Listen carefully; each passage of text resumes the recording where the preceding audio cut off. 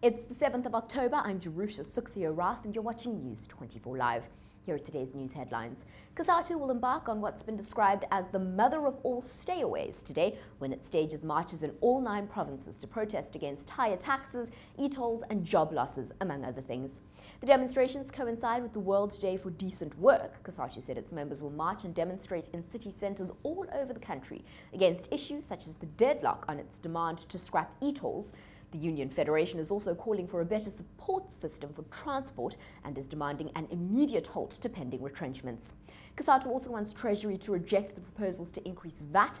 Eskom must be held accountable for delays in power stations, and they're calling for a release of the white paper on the national health insurance.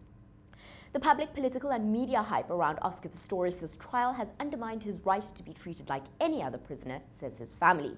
The family said they can't understand why the Parole Review Board had decided on Monday to send his case back to the Parole Board, which had no reason to change its initial decision to release him into correctional supervision.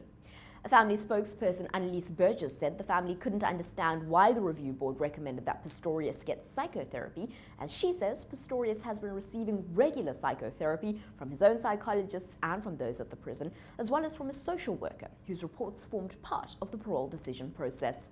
And finally, a spokesperson for Somalia's Islamic extremists say that their rebels will fight the British troops that are to be deployed at the country as peacekeepers.